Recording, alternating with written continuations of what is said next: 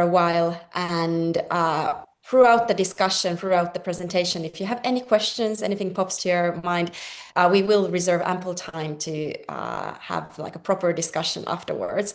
We met with Christopher last spring in Denmark, in Brussels, and it was a really nice and like smart discussion we had over there over a panel. So I'm hoping that we get to do something similar over here.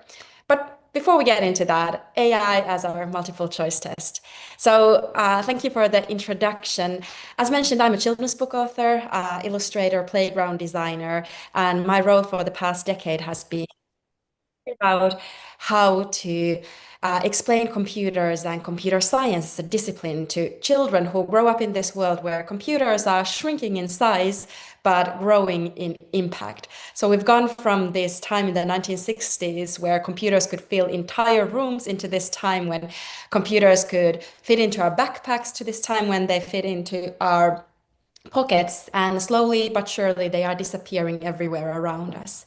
And I think the interesting thing in computers is that we never know when one era is starting and one is ending. With Taylor Swift, we know it. She announces it loud and clear. But with computers, it's more subtle. And only in hindsight, we recognize that, oh, wow, something gargantuan has changed. The ground has shifted. And I think we are at the cusp of that kind of a change when computers have really quickly become really, really weird in the past few years. But it's not all new. I think one of the things I've learned as a children's book author is that the foundational ideas behind computer science, they are still the same they were after like some 80 years. This is a young discipline, and the kind of perks of a young discipline is that we get to see how ideas change. And those ideas have remained like surprisingly similar. And even with all of the sort of bleeding edge AI research stuff, a lot of it is based on ideas discovered already in the 1960s and 70s. It's just only now that we have the computational power and the data to do something with those algorithms discovered back then. And if anything, I've been teaching parents and educators and policymakers around the world that learning about these things is not about learning to recite certain words or to describe or to like use a specific programming language. It's much bigger. And with AI, I think it's the same thing. It's about teaching kids to be curious about AI, not to see themselves as consumers of AI, rather as creators who can use AI to solve multiple different kinds of problems in the world or choose not to use them.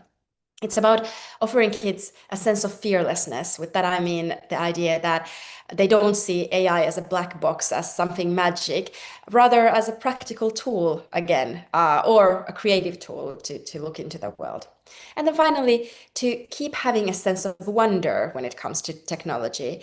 I think AI can be an incredible partner in creation, but for that we need a sense of imagination and a sense of possibility. So why do I keep coming back to the word multiple choice test? We all remember those tests and how annoying they were, how like one little word could trick the whole set of questions upside down, and how it felt like you were only learning like little grains in the sand of all of the stuff that you were learning. You were kind of prepping to remember that one little detail. And it was frustrating, and it was not what education should be about. And the truth is, multiple choice tests were never designed for students. They were designed for teachers who needed a fast and standardized way to measure the students' learning. And throughout the years, we've come up with many different ways of doing assessment. Real classrooms today, they don't use multiple choice tests, like unless really, really forced to do so. They do artifacts, they do journaling, they do entry and exit tickets. In some places, they do projects and create all kinds of tools to show that they truly are learning. And I think one of the challenges that AI offered to us is the fact that it came into our classrooms at once. It wasn't like a slow maturing process where teachers could introduce these tools little by little. It just arrived, whoop. And the challenge with that is we like can foresee a future where a lot of the stuff we do in classroom will be just geared towards the same kind of sort of standardized, automated way of learning that multiple choice tests offer to us. And that's a scary future to see. And that's why I think teachers and educators are at the very core of like changing these things. I think educators will influence the kinds of tools we do. They will offer real world feedback. They will like modify them and they will hack the systems. Whereas the engineers, they will only churn out new models. They don't really care about the classroom practicalities. And one really helpful way for me to see this division with like classroom AI is this idea that we are using a lot of time to teach with AI. We are learning about tools, we are learning about policies, we are learning about the latest apps out there, but we are spending quite a little time on teaching about AI. So this division between teaching with AI and teaching about AI, I think it's fundamental to understand. And there are like some really interesting reports that have been written in the past year or so. This one comes from EU. It's called Empowering Learners for the Age of AI, where they do this interesting similar kind of division that might be helpful for some of the educators in the room today. So instead of talking about teaching with AI and teaching about AI, they like define AI literacy as media literacy skills, as digital literacy skills, as data science, as design thinking, ethics, and then the sort of hardcore subjects of computer science. So if this helps you think more through this like idea, please feel free to use this framework of thinking. Today, I'm going to mostly, though, focus on the computer science side of things, so teaching about AI and how that looks into practice. But I'm also going to give you a little sneak peek into a tool we've been using with educators on how to kind of plan for AI at large, because it does influence quite a few parts of everyday school life. But before we get into that, let's do a quick round of definition. So artificial intelligence as a word, it's fuzzy. It's something everyone has an opinion on. It's something, if you ask a mathematician, a cognitive psychologist, a biologist, and a computer scientist to offer a definition of artificial intelligence, they will look very different. Within artificial intelligence, however, we do have certain technologies and techniques that are more definable, like for instance, machine learning that I'm gonna like talk to you a little bit about today. And then within machine learning, we have different kinds of techniques and tools like neural networks or large language models that again are more sort of technologies that we can grasp, that we can understand, as opposed to the big and fuzzy and somewhat scary world of AI. And I keep returning to this point because when we talk about AI, it really matters what we talk about. And I like the generative AI word, it's a little bit fuzzy, right? It's about a lot of different things, not like a technology you can pinpoint. So what is this whole like AI thing about? Well, in my mind, it is about computers getting weird. Because for a long time, when we were teaching computers to do things in the world, we would require these step-by-step instructions. And all the classroom teachers in the room, you know, like a certain version of this activity where if you wanted to teach a computer to, for instance, learn to brush its teeth, you would step those like instructions down into smaller steps. So for instance, you would say, reach your hand towards the toothbrush, grab, like bring the toothbrush to your face, and so forth and so forth. So this sort of decomposition of a bigger problem into smaller pieces and thinking algorithmically about it. And then real world would step in. So like, did you remember the toothpaste? What is a toothbrush? How long should I keep brushing? And so forth and so forth. And this is why computers in the past were not very good at doing certain kinds of tasks because the real world was just too complicated and instructions were too brittle and would break down easily. So programming in the past used to be about giving step-by-step instructions to a computer to solve a problem. However, sometime in the last 10 years, a gigantic change happened. Something called machine learning entered the stage. And machine learning is about solving a problem based on examples. So if our previous example was about giving computers exact instructions on how to brush your teeth, and now instead we would give computers lots of examples of toothbrushing, whether it's YouTube videos, whether it's photos, whether it's written instructions. We would just dump a lot of examples for a computer. And this is what machine learning does so well. So another example, if we wanted to teach a computer to recognize a cat over here, we would in the past have described the cat as an animal with 2 ears and a tail and 5 different colors. And again, instructions would break down easily. However, now we start with gathering lots of examples of cats, and we allow the computer to look for similarities between those cats, look for different kinds of patterns those cats have, and based on that, build a model on whether it thinks this thing here is a cat or not. And then it gives an answer. But very importantly, it doesn't actually give an answer. It gives a certainty, a probability of whether this thing here is a cat.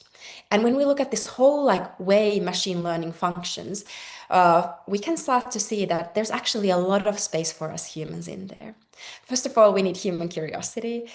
We humans are the ones who are curious about whether something is a cat or not. We humans are the ones who give computers tasks. We need humans to gather that training data. That's what we call all those examples of cats. Before YouTube and cat videos existed, there just wasn't enough of training data for these machines to start looking for those patterns. We need certain engineers to build those models and update them and keep adding features to them. And very importantly, we need humans to assess the answers, because there are problems in the world where being 96% certain that something is a cat, that's well enough. But then there's problems in our judicial system, in our healthcare system, in our educational system, where we really want the human to be involved in the assessment. So this is an example or an activity I've shown a few times before, and I think there was someone in the room who had done something similar with their kids. I do an activity where we really focus on this training data side of things, because I think it's core to understanding AI and machine learning. So I offer kids these examples and say that we are trying to teach the computer to recognize a cat.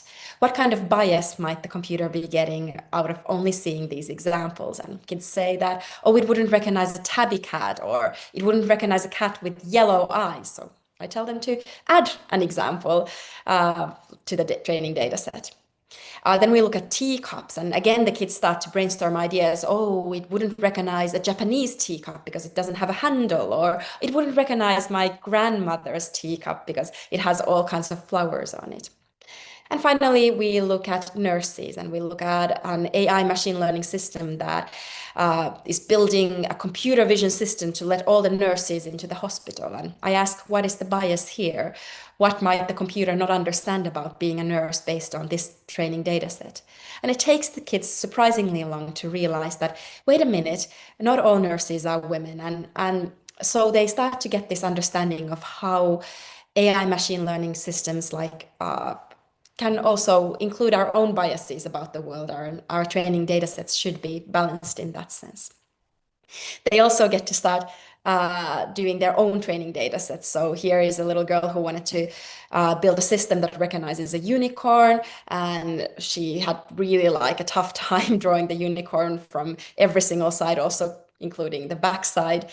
On the left-hand side, a student got a little appreciation towards what ChatGPT has done in the world. They wanted to build a homework making AI, and we started to break down the problem into smaller pieces and figure out that, okay, for making your homework, the AI needs to learn to read and write. And what are the first steps in reading and writing? It needs to recognize letters, and the kids started to collect different kinds of letters from the journals.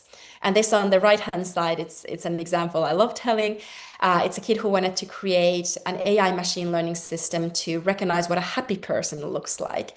And they collected some pictures from journals in Finland. And I went to them and said, yeah, the world is not blonde and blue-eyed, even though in Finland, a certain population, a part of the population still is. And you want to have a more diverse training data set for your machine learning system. And the kid looks at me and deadpan responds, also, I don't think Finnish people smile when they are happy. And that's completely true. Finns are very known for being quite stoic and kind of very reserved when showing their emotions. So he got a real world example of what this looks like. So what about large language models? These are examples from the past, from computer vision, from how computers learn to recognize the world surrounding them better. What are large language models doing? Well, to get to the kind of gist of this, I need to do something that writers really hate. I need to start turning words into math. And this is the part that kind of blows my brain a little bit because it happens so quickly and it's also so easy. We thought that there would be like a bigger trick involved, but there really isn't. So to get to this idea, we need to first look at a few words that might feel a little bit scary. First of them is features. So I have here a piece of data, an apple, and it has two features like the weight and the color. This is all fine, okay. And here's my training data set. I have a lot of different kinds of fruit in there. There's like green fruit and red fruit and orange fruit. And I might put this into a matrix or into like uh, system where there's two dimensions. There's the weight and the color. And when I look at the data, I start to realize that there's three kind of distinct groups that I find from that data. And we might call one of the groups green apples and one of the groups red apples and one of the group oranges. And this here is two-dimensional data. But the crazy thing about machine learning is that you can have much more dimensions than two-dimensional data. So we can almost grasp with our head, most of us, three-dimensional data where you can kind of in a three-dimensional space see like different things clump up close to one another. But most machine learning models nowadays, they look at over 700 dimensions at the same time. And the state-of-the-art machine learning models and large language models, they have over 4,000 dimensions. And that really like makes my head spin a little bit. But it really matters what kind of dimensions you choose, because if you choose as your dimensions ripeness and amount of seeds, like your data will be just a big jumble of different kinds of fruit. So we kind of intuitively understand that you can do this with numbers, you can do this images, but it turns out that you can also do this with words. And to get there, I'm going to give you a few more words. Bear with me. So there's something called an n-gram, which is a fancy statistic word for a group of words. So over here on the left-hand side, you have the foreword for one of my books, and I've turned it into an n-gram, which just basically means that I've calculated one by one all of the words that occur in this piece of text, the frequency in which they occur, and I've given them something called probability of them occurring, and then also a weight of them occurring in this piece of text. I could also look at two different, so this is a 1 gram. I could look at two words, the probability or the frequency of two words occurring together in the data set. And you know where this is going. So what ChatGPT does, or any large language model out there, it eats up the whole internet, a lot of our literacy, a lot of our videos, YouTube, like written output of humanity. And it does this n-gram thing with all of it. So it looks at frequencies of words occurring together, two words, three words, entire sentences, entire paragraphs looking together. And it just does this like crazy dimensional space where it looks at these different words. And what happens is you start to get interesting probabilities. So for instance, the word apple, it knows that pretty like sure it's probably a fruit, but it could also be a machine because it lives in this dimensional space close to Apple, the company.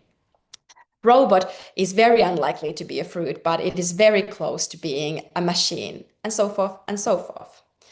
And this is really what generative AI does. Whenever we write something, it just looks at the most probable next word in the sequence and it tries to make a guess. And I think this helps us understand what large language models are doing. And this understanding helps us design for our school systems. So it turns out by doing all of this word math, the large language model started to recognize relationships between different words. So for instance, queen and women belong together, king and man belong together, France and Paris, Germany and Berlin. These are kind of the famous examples large language models started to learn through. This is a really cool visualization I found from this website where you can kind of see how a large language model thinks. So it isn't like any black magic science. It is just probabilities that it's dealing with. And turns out this was the trick. The whole way we needed to kind of recreate the way we program and the way we like run our societies is just a trick of probability and giving enough human intelligence in a written format for the machine learning models to churn through and find patterns. And it has some interesting like effects for our like learning systems. So many of you in the room probably recognize this word called computational thinking. So it was kind of this like soft computer science idea that was like very big in the early 2010s. This idea that we can learn to structure problems in a way that a computer can understand. And that was more like the toothbrushing example. So it was about formalizing a problem and designing an algorithmic solution and doing sort of this deductive problem solving, debugging, step-by-step deterministic thinking. But we are now slowly moving into this world of kind of computational thinking 2.0, where all of a sudden it's less about this very deterministic way of thinking and more about like describing the job and collecting that training data, evaluating the model, evaluating the probabilities, the confidences, working with this unstructured data. But the foundational ideas are still the same. There's conceptual changes, but the big ideas remain still the same. And I think the core lesson for me is this idea that computers, they were very similar for a long, long time. And now it's kind of an historic moment. I think honestly, we're gonna look back in time and like recognize the 2020s and 2025 eras as kind of this big shift in the way we work with computers. So, how do we take the next steps? In very practical terms, I've worked with teachers on thinking about how to introduce AI and how to kind of start experimenting with these new ideas in their classroom, whether it's with like computer science learning or whether it's with like any discipline or whether it's like from a school principals or policymakers perspective. And it all starts with this kind of canvas, this A3 or like legal sized paper where at one glance you can kind of see like all the different things that are moving. And very simplified, in the middle you have the what part, kind of what is the value proposition, the key activities, the key resources, the policies you need in place, and the channels you need in place. On the left hand side, you have the how part, like again, like the key activities, who are the actual like change makers within your school. And then on the right hand side, you have who are you doing this for, like the key stakeholders, whether that's like the students, the parents, the teacher union, like who do you need to keep informed? And then at the lower level, there's the kind of milestones, like breaking it up into very short-term things, mid-term things, and long-term things. And I'm going to show you two examples of how educators have used this kind of a canvas.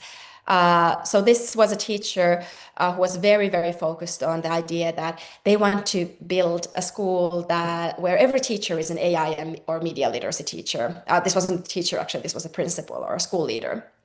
And it all starts, I think, from this value proposition, because you can see that you'll have very, very different ways of approaching this problem if your value proposition is different. And I think this is a lesson for all schools. Like we might think that AI is a technology that we just implement. In reality, it's a lot of cultural stuff, a lot of our values, a lot of our sort of like school, like what kind of society we want to build and what kind of students we want to like train for that society. So this school teacher was really focused on the idea that every teacher should be an AI/media literacy teacher. The first thing they looked at was, okay, so I need to identify the first 5 classroom teachers and subject leaders to kind of show the way. And then they came up with an activity which was like a weekly sharing of one authentic classroom example per teacher, building kind of an example bank based on those things, figuring out like what are the channels they can use to reach these classroom teachers and through which they can reach the key stakeholders and breaking it down into key milestones. Here's another example. this was a principal who was a little bit more like focused on like making sure that the educators really get the biggest benefit out of this. So they wanted to build a model where you introduce AI so that it saves teacher time, and really it stays private by design. And their whole like set of key activities and people and resources and policies looked completely different from the previous one. So for all of the educators and especially the principals and policymakers in the room, I would encourage you to just spend like 30 minutes looking at the whole kind of like all of the moving pieces, because so often we focus on only one piece at a time. One, like what are the activities or what are the policies we need, or who are the people? And just spend 30 minutes or so looking at the whole kind of gamut of what is happening. I think I want to wrap up by saying that even though this change in AI might seem completely new, something that has never happened before, I think we actually like do have previous examples of something similar happening in the past. And that is more about like how we approach a new technology. Do we approach it with fear, with like, oh, we want to use this technology to optimize every single thing? Or we approach it with genuine curiosity and sort of a sense of abundance? And the example I'm talking about is coming from the 1970s, when spreadsheets first got started. So spreadsheets, I'm told, I'm a kid of the 1990s, I don't remember a time before that. Before, they meant like actual physical huge pieces of paper. And accounting departments would like roll out that piece of paper, and there would be like many people huddled on top of that paper to perform calculations for end of year papers, or so forth, for companies to do their financial calculations. And then in the 1970s came VisiCalc, which was the predecessor of Excel and Google spreadsheets and or Google Sheets. And all of a sudden, what took days and days and hours of calculations took mere seconds. And the accountants, especially in the United States, they panicked for a while because what was going to happen to their jobs? And for a little moment, something like this happened. The accounting jobs went down, and like VisiCalc made a lot of things much faster. But then something interesting happened because people started to use this tool of spreadsheet to ask questions that were like inaccessible before. They were too expensive or difficult or cumbersome to ask before. Like, what if I do this with my like logistics, or I handle my I don't know, my like inventory in another way? What if I project and start to create like different kinds of future projections of what happens to my company in the future?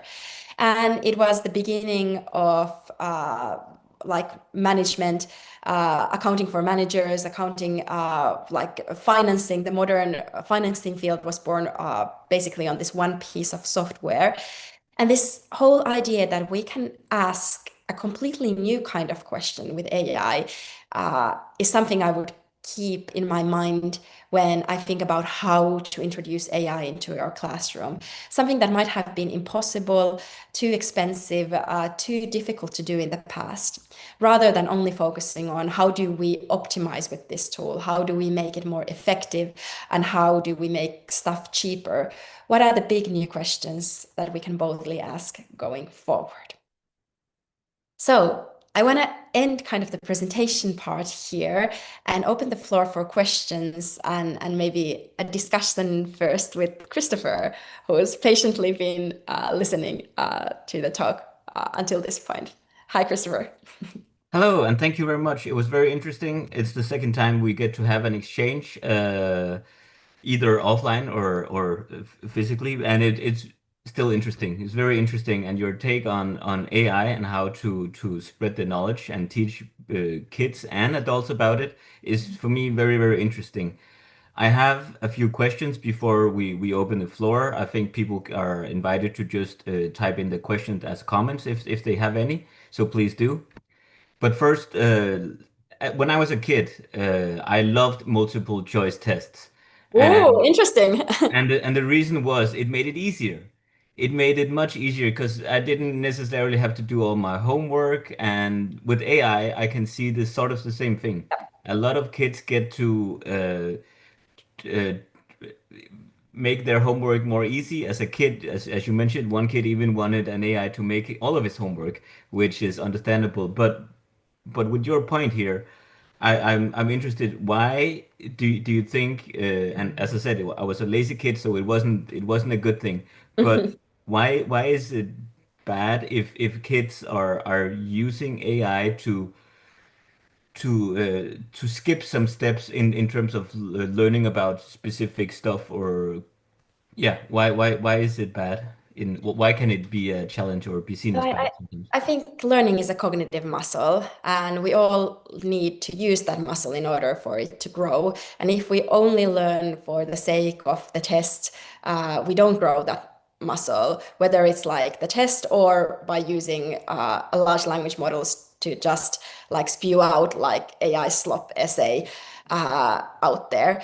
And it's frustrating. It's friction. It's like annoying, but true learning happens through that kind of friction, and that's why it's so important to keep that friction going. And that's a big ask for the educational system also. I'm not saying that, and that's why like multiple choice tests are so popular within education, because they are not only convenient for certain kinds of students, for the lazy students, but also convenient for the educators. And I'm maybe advocating that when we like use AI in education, we just try to be aware of what's happening. So one of the things I've been sort of brainstorming with educators about is this idea that assessment, which is a huge part, at least for the American educators. I'm gonna try to pull back the slide on assessment. Uh, assessment, like a big thing for a lot of educators was the idea that not all assessment needs to be teacher like created or teacher evaluated. So instead of the multiple choice test where the teacher or the school district creates the test, you can also have students creating their own assessment tools. Students can like offer like each other like quizzes or like journaling prompts, and then the students can also evaluate one another. So this kind of peer assessment structure. And I used to have this very sort of handy like 2 by 2 matrix where there was like teacher created and teacher evaluated and student created and student evaluated tools. And now I think there's like a third axis, like the third dimension, luckily not like 4,000 dimensions, but 3 dimensions where we have AI created assessment tools and AI assessed, like AI evaluated assessment tools.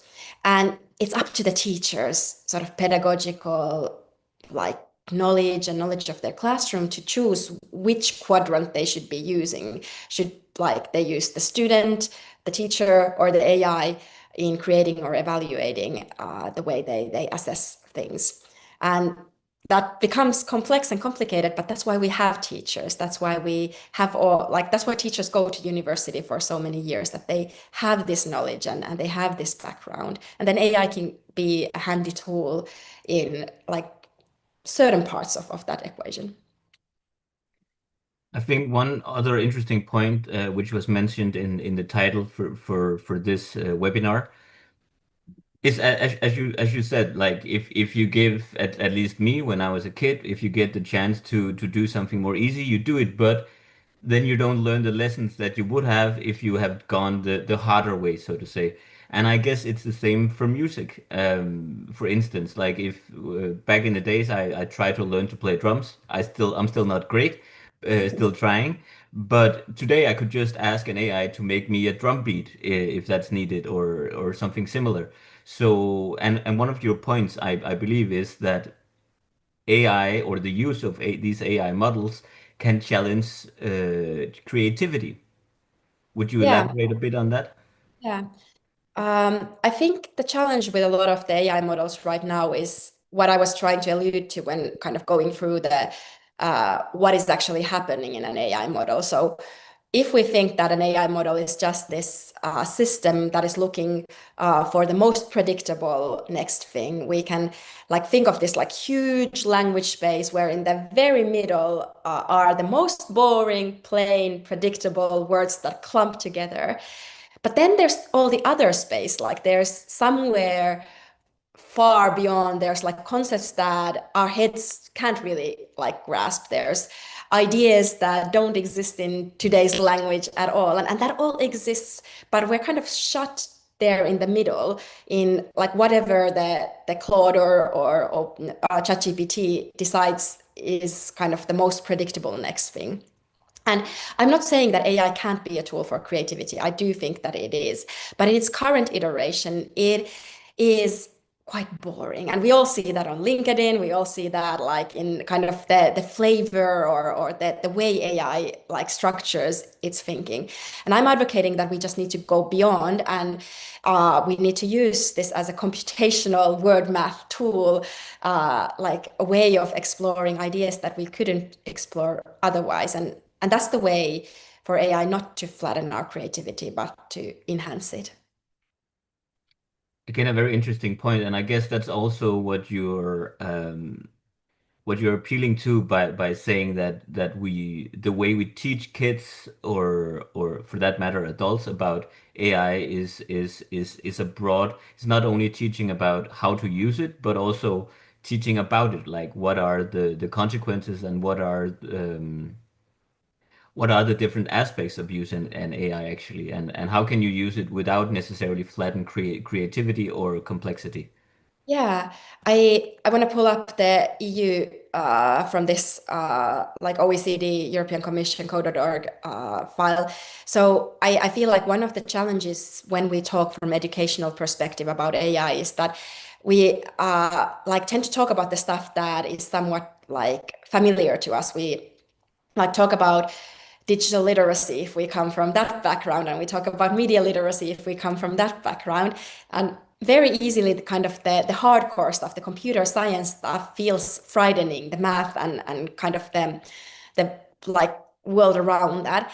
And I think my main advocation, of course, as a computer scientist is, or like a person closer to that field, is that we also need to give students vocabulary and tools to understand this new tool, the math behind it, and the what makes it work, so that it doesn't become this frightening and scary and like magical tool out there. And all of the other stuff is important too. I really think that like the ethics and data science, the bias that like was also mentioned in my work, that all should be involved. But I think the computer science is the field where there's like most misconceptions, at least when I work with like policy people and with teachers. We, especially as grown-ups, we hate saying that we don't know something. And then when someone says, oh, large language models, they are just predictors of next word token, we just nod and say, yeah, I understood what that means. And like maybe we need more spaces where we can just like look at these technologies, because it is like radically new and radically exciting, with the eyes of a 5-year-old, and be allowed to ask questions like, hey, what is this and how does it work, and what's really happening when like generative AI is doing its trick. Very interesting. And also, when you like, of course, it's very important to when it's very important to teach kids about AI and AI models. It's very important to for society to teach teachers even more about AI, for them to pass on the knowledge. But also going a level above that, or a few levels above that, however you see it, with politicians on a regional level, on a national level, it's also like for instance, your book Hello Ruby could also be useful, I'm sure, for a lot of policymakers in terms of getting a better understanding of how AIs work. And that's necessary when you make policies that both affect teachers and also the students coming when it comes to the use of AI or just the teachings about AI. Absolutely. I think it's like one of those things where a lot of educators are right now feeling frightened.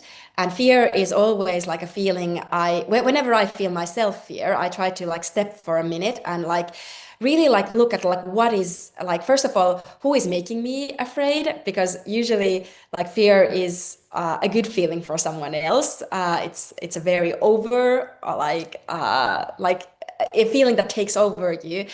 And when we like face fear on AI, it's a lot about like fear about our own capabilities, because AI is so fast, it's so effective, it's good at like certain kinds of tasks that used to belong to us humans. And as a teacher, or like when I've talked with teachers, I noticed that fear for their own job is the first thing. So helping them like um, be able to say like what are the things I as a teacher am really good at, like what are the things AI won't take away from me. And then the second thing is kind of the idea that teachers should know about these foundational ideas of AI, this have this kind of knowledge base, but at the same time they don't need to be like computer science professors. They don't know need to have like a PhD in computation. Rather, like teachers need to be two steps ahead of their students so that they can anticipate the next question, but they don't need to have this like broad like deep knowledge about AI.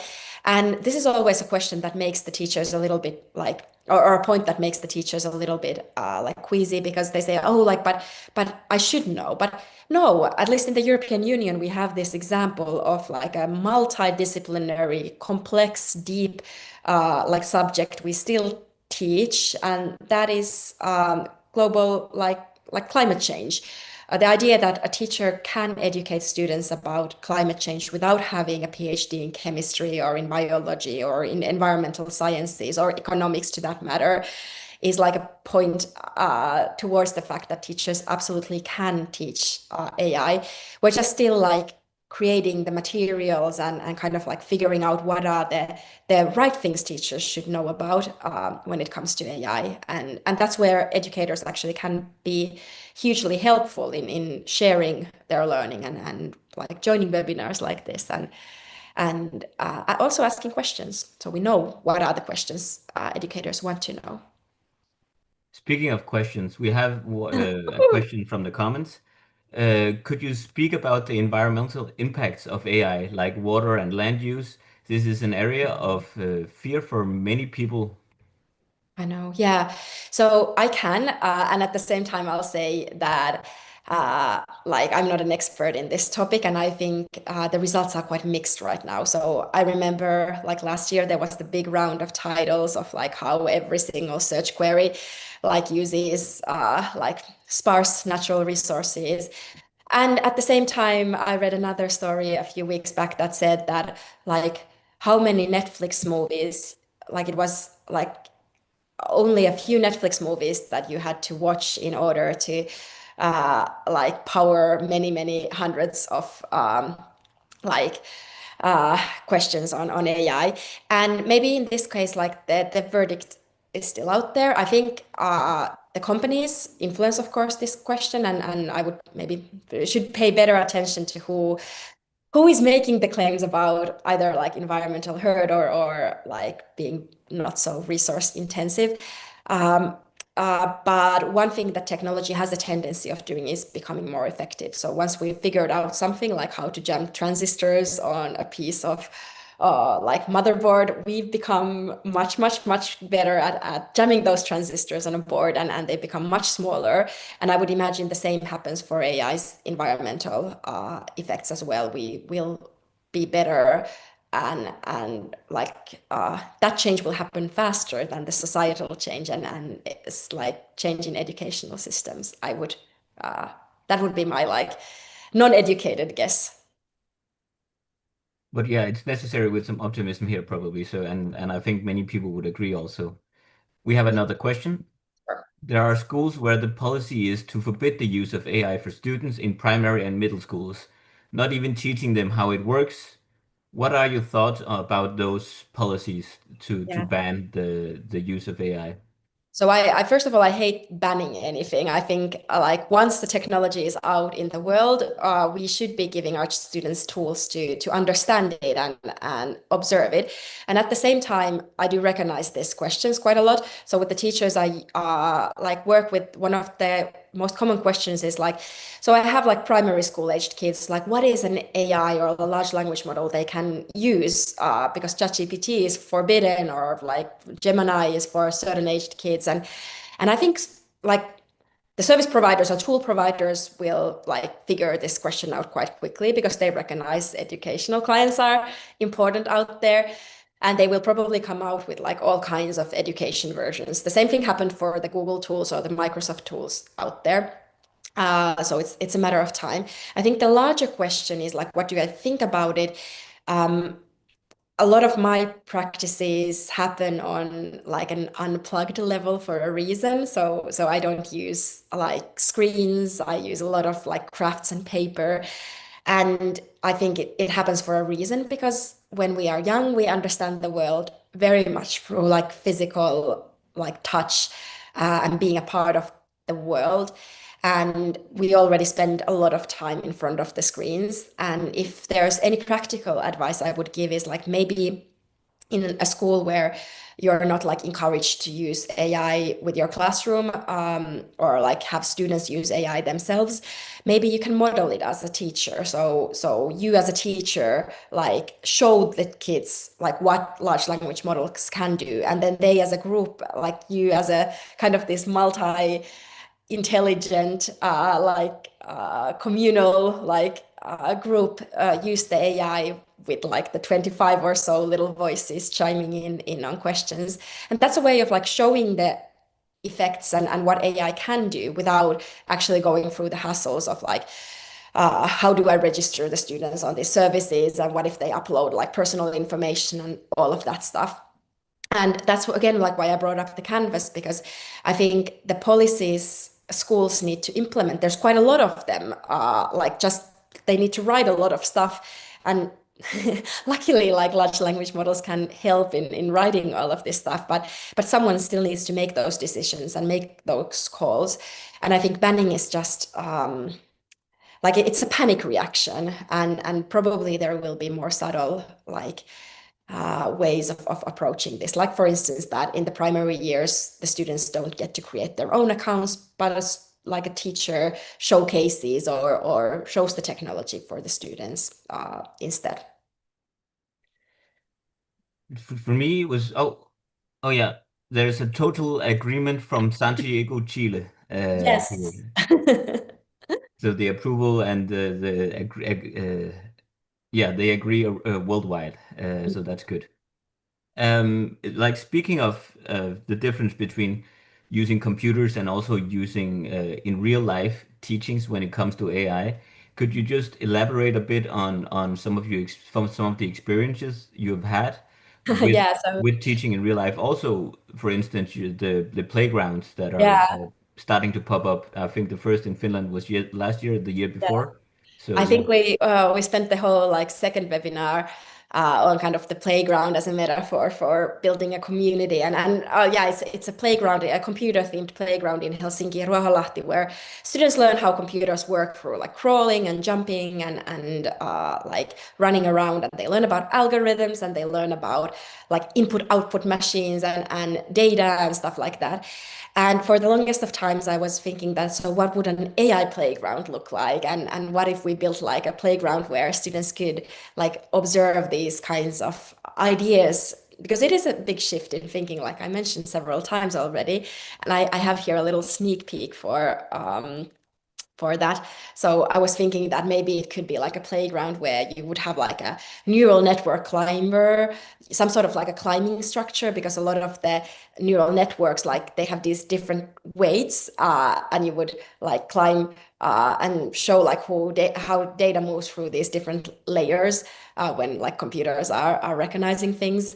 And there would be this sort of sorting slide where you would learn about classification, and then like this sandbox with projections where you could learn about data and so forth and so forth. And if all of this sounds very crazy to you, the idea was also that kids could just play here, and the goal wasn't to like one-on-one model what is happening inside of a machine learning model, rather to give the kids like a memory or like a hands-on feeling about these concepts that tend to be very abstract and very sort of hard to make tangible and real, and to create a memory so that when like they are older, they might remember that, oh, like Bayesian like inference is easy, like I ran through it as a 6 year old. So these are some of the ideas I'm trying around with, and also thinking about sort of low tech ways of doing this. So for the Helsinki playground we also did like flow charts with like chalk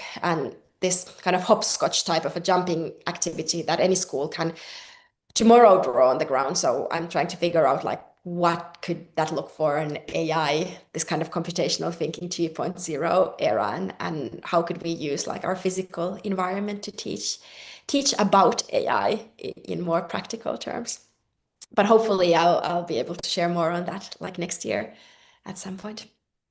Fingers crossed. One thing I saw, I believe it was on your website, was a mention of with these playgrounds, like a virus tag, a new Yeah, kind of tag game inspired by cybersecurity concepts. That sounded interesting and something you can introduce in different topics in school or subjects in school, such as yeah. ED.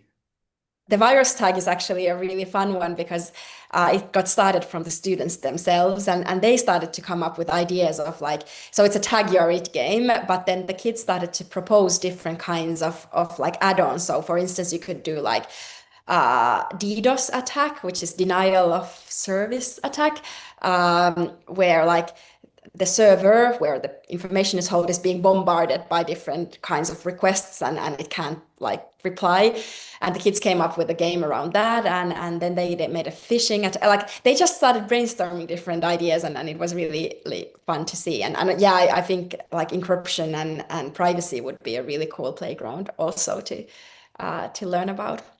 But like maybe this is just to showcase that there's a lot of room, I think, right now for us all to come up with ideas around AI and not let it be too sort of geared only from the tech companies, but bring the educators' perspectives and classroom knowledge and that creativity also that everyone who works hands-on with a classroom is known for. Maybe one idea from the Canvas still, like many of the teachers I've worked with talk a lot about the fact that like learning about AI is not visible. So the students like they sit in front of the screens, and then it's not like really visible what they are learning, and they talk a lot about like, so how do we showcase all of this work. And one teacher last week was like, they had this activity where students created a portrait of themselves using a language model. So they would like describe themselves and like, I'm a woman in my mid 30s, and like I have blonde hair, and realize how first of all difficult it is to like get a good portrait out of a large language models, and how like you need to use language a lot, but then also put those portraits and the prompts or and kind of how those prompts changed on the wall to make it visible also for the rest of the school, like how this learning is happening, and maybe inspire the other teachers.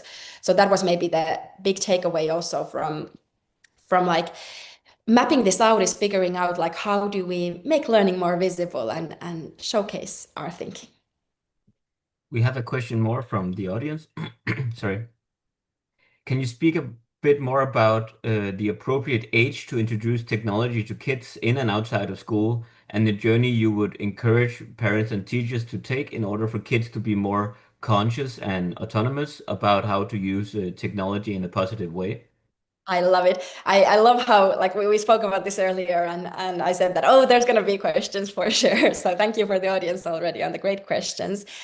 Um, so appropriate age to introduce technology. I think unfortunately there's no like one age. Like I can't say that do it at 8 or to do it at 12. I think it's a continuum first of all, and the first years ought to happen without like screens. Our kids will learn how to use iPads and computers like without us having to actually do a lot of teaching around that, which is actually surprising that the keyboard side of things isn't that easy. I know a lot of like kids who don't really know how to use a keyboard effectively. I think maybe the first years is about the attitude, like creating these like creative and curious and fearless kids.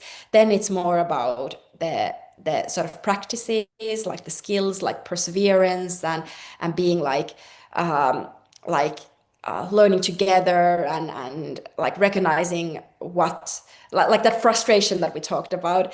And then it's about the tools later on. So like whether you learn about JavaScript or you learn about how large language models work, those curricular points. And of course they like cross over at times, but maybe my big takeaway, and of course I'm biased in this because I work with early childhood, is that the earlier we start, the better, but the further we can postpone actually introducing computers in the classroom, the better. Very interesting answer and a very important question also. In the same question, there's also an additional one. Any particular AI learning apps you think are real good for kids? I don't think there's like right now anything that is especially good for kids or bad for kids because it just hasn't been done yet. In the sense, I know that Lovable, which is huge in Europe, is working on something. I think we're gonna see a lot like more in the beginning of December when there's this big like Learn with AI or Learn AI week. I think it's done by code.org and a bunch of other players. And I think a lot of people are kind of waiting for that moment to launch their tools for AI and kids. So I think early next year we will be able to, like, I will be able to give a better answer. Day of AI, yeah, Day of AI is the word I'm looking for. Very So that's kind of a Christmas present for all of the educators who are looking for children's like world-related AI tools out there. So that's something I would look for inspiration of good tools. interesting. That's something to look forward to. Yeah. There's also Love Sent from Germany for the playground concept, specifically from the Deutsche Museum in Bonn, Sure. Germany. And Lovely. on that note, I think we're coming towards the end. At least I was told we should be done around 4, so that is now. Well, here in Brussels, where I'm staying at, I think it would also, as I mentioned before, it would be very ideal for also politicians to learn more Mhm. about AI and get a better understanding of it before they legislate about it. So Yeah, I would encourage if I would encourage the politicians of Brussels to build those playgrounds so they can both have members of the European Parliament and commissioners and whatnot to come and play around at the playgrounds and learn more about AI. But for absolutely. now, thank you very much. And as you said, we can look forward to possible news on AI tools in the coming. Oh, maybe there is one last question. I don't know if we have time for it. It's a phrase. I think I'll read it and I'll hide it Okay. between the hearts. So thank you so much. A compliment. Beautiful. But clearly, the demand for playgrounds are also worldwide. This was from Chicago, I can see. Sorry, Dimitris? From my side, I don't think I can add anything. The discussion between you, Christopher, and Linda, it was really inspiring and interesting for my side, and I think for the participants as well. So I would like to thank you both for dedicating this time, and I would like also to thank the participants for joining us. So with that, this would be from my side the closing comment. Thank you so much. And feel free to send me any questions or remarks you have. It was wonderful discussing over today. Thank you. Thank you for a nice conversation once again, Linda. I hope we can do it again, maybe this year or maybe in the next year. Then we can talk about these AI tools. Super. Thank you very much. And thank you, Dimitri. And thank you to the audience as well. And have a good day. Thank Bye you. bye. Bye bye. Thank you, everybody. Bye bye.